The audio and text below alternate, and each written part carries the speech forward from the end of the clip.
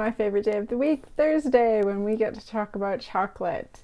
I am excited to be talking about this week's one because I adore the packaging on this one. It is Cloudforest chocolate out of Portland, Oregon in the United States. So I'll show you some of the wrappers.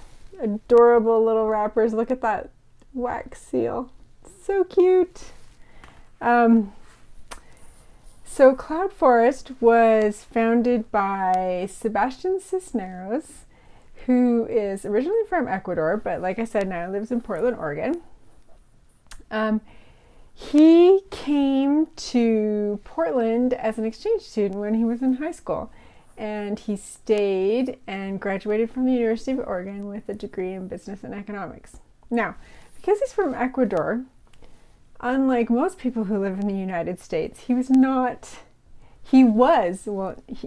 not, but he was around cacao growing up. So he has memories of cacao, but not necessarily a good memory, when he was very young. So when he was around 5, his parents were taking him on a trip from where they lived at Quito, I think is how you pronounce it, Ecuador.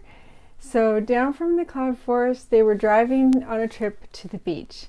And as they were driving down through the lowlands, Sebastian started to smell this very intense, pungent aroma. Smelled like rotting fruit. And he's like, oh, what is that?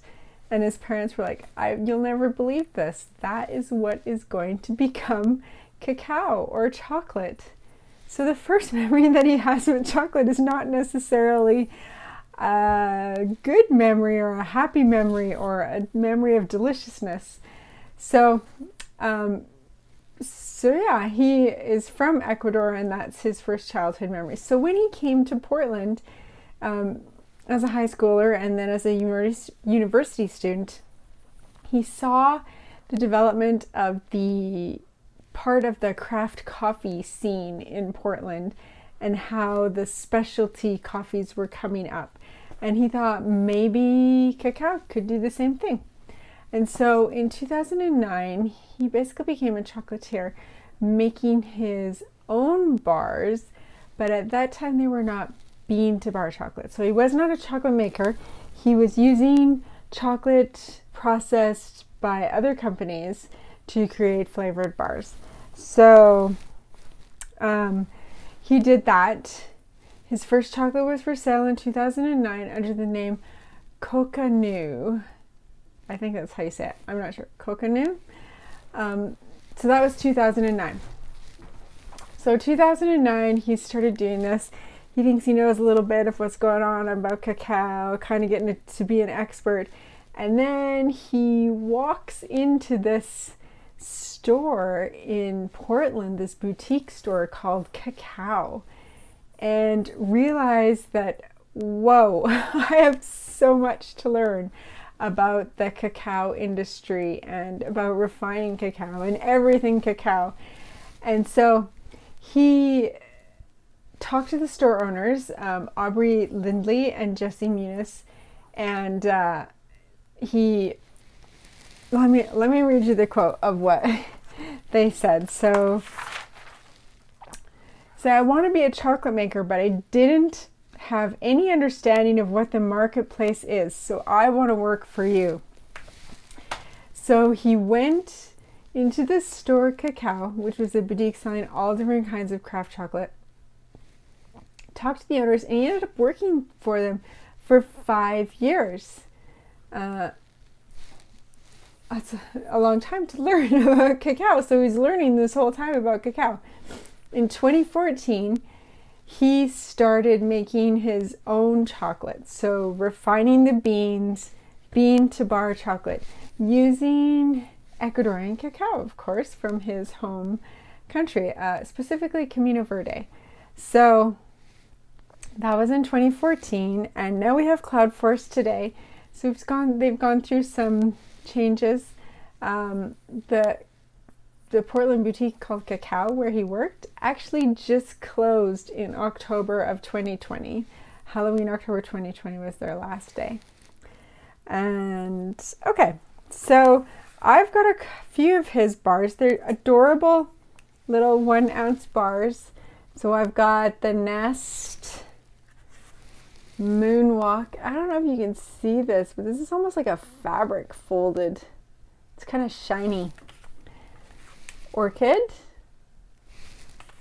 And his bee. So I think I'm at least going to open the bee today. We'll see if I decide to open another one spontaneously. We'll see how it goes. And let's flip the camera around and do that. Okay, so look at this adorable packaging. The inspiration from this packaging comes from Sebastian's life. So when he was younger, he was a kid, he remembered sending a love letter to someone in Italy, and sadly it got sent back.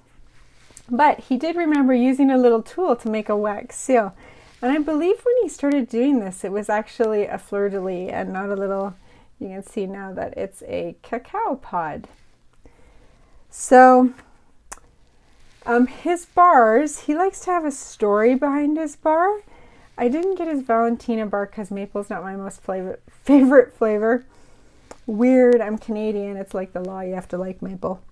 But his Valentina bar is one where it's kind of got a story where it's named after his daughter, and it's a combination of chocolate and maple sugar, and inspired by his daughter because his wife is from Canada and he's from Ecuador.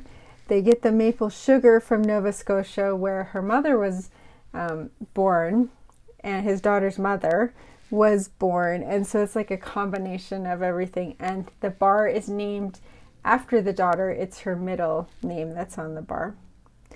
So Cloudforest obviously comes from where he lived, and let's open the bee pollen one first and take a look at that.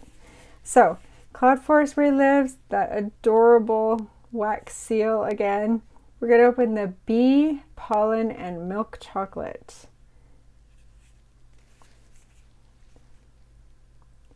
Yellow chocolate bar made in admiration for the buzzing creature key to sustaining our food sheds. So this also has sea salt from the Oregon company Jacobson Salt Co. Here's the ingredients: cacao butter, milk solids, cane sugar, bee pollen, cacao, vanilla seeds, and sea salt. And look at this weight, 1.2345 ounces. That's just funny to me. All right, so let's open it up and take a look. Just want to be careful not to rip it as I open it, but break the seal. Okay. Look at how pretty that paper is. The texture on that paper, it almost looks like fabric. Beautiful. The packaging is just well thought out. And here is the bar. So you've got this nice color on it. See the color of the yellow and the chocolate. And up in the corner you can see the tiny stamp. Let's see, where's the camera? Can you see that? Okay, let's see if we can hear a snap. Ooh, that's a good snap. Good snap for a thin bar. Okay, so what I'm going to do now is I'm going to just take a look at it. It looks good. It's got nice color. It doesn't look like there's any problems with temper. It had a good snap. I'm going to warm up the cocoa butter a little bit to release some of the volatile compounds and see what we can smell. Okay, so when I smell this, well, actually, do you know what bee pollen is? And maybe I should just tell you what bee pollen is as we start off here. So bee pollen is the stuff that bees go out and collect pollen, and they kind of pack it into this ball or pellet. And the worker bees bring it back to the hive, and it's the primary food source that they have for the hive. So it's usually got sugar and protein, and it usually minerals. It smells like whatever flower that the bees picked it from. that they collected it from. So this, and it's considered a health food. So this, when I smell it, I get sweet and floral, almost like a clove. I definitely get the vanilla. Let's give it a taste. So when I taste this, I get there's a little bit of texture to it. I can't tell if it's from the sugar or the bee pollen. I definitely get the vanilla. I get the roasted cocoa. I get the floral notes that I would expect with an Ecuadorian cacao, but I also can't tell if it's coming from the cacao itself or from the bee pollen. So there's definitely a floral note in there. The chocolate itself is a little bit fudgy. It's interesting. It's not like eating the bee pollen bar, say from Dick Taylor. It's not nearly, like, it's not so much of a rough inclusion as Dick Taylor's. This is very smooth. And every once in a while, it almost gets this weird buttery note. Well, it's not weird. It's just unexpected. I get an unexpected, it's almost like a salted butter. It is interesting. That's an interesting bar. Nice. Very pleasant to eat. Let's see. Which other one should I open? Do I feel like opening Pop Rocks? Or brown butter buttermilk? Let's try this one. I hate to break this seal because it's so beautiful. Actually, I'm going to open the Moonwalk. Okay. Oh, we did it without breaking the seal. So this is an inclusion bar, this Moonwalk. And it has cacao nibs and Pop Rocks in it.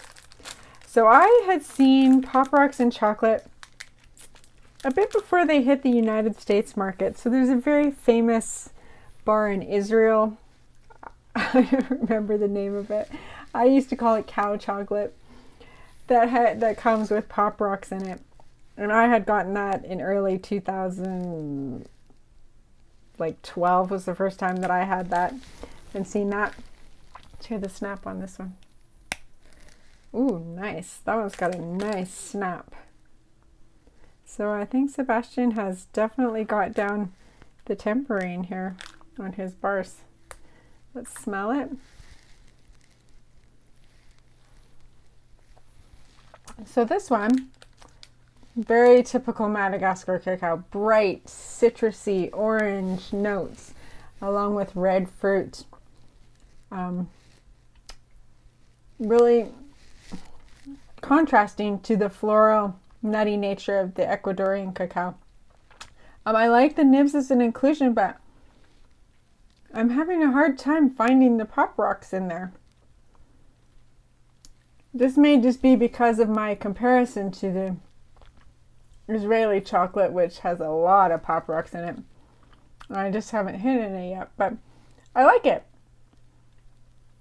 I haven't found a lot of Pop Rocks, but I like the nibs. I like the Madagascar cacao. Technically, it's a nicely done bar. So I enjoyed those two bars, and I look forward to trying the other ones. When I flip the camera around, I'm going to tell you about the vanilla. So let's do that. Okay, so that was a little sample of Cloudforest chocolate. I want to talk a little bit about the vanilla here. So Sebastian opened a retail space in 2018, had a showroom and a cafe.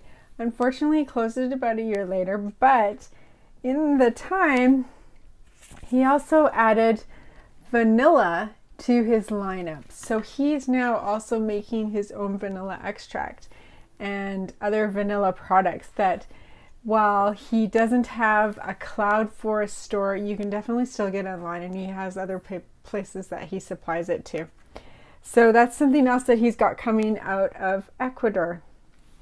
Again, he uses Ecuadorian cacao, but now he also uses other kinds of cacao, like we tasted the Madagascar. I think he uses Bolivia. I don't know if he uses any others. I'd have to look. But it's not all exclusively Ecuador. But he started that way because it reminds him of his home country and his family and a connection to family. And it's great when chocolate has a story where it brings it all together. So that's Cloudforest chocolate for this week. I hope you enjoyed trying that with me and you get to try some soon. Next week, we'll do another chocolate maker. Make sure to like the video. Leave me a comment if you tried Cloudforest. Let me know which one is your favorite, or if you have any other comments. I'd love to hear them. See you next week.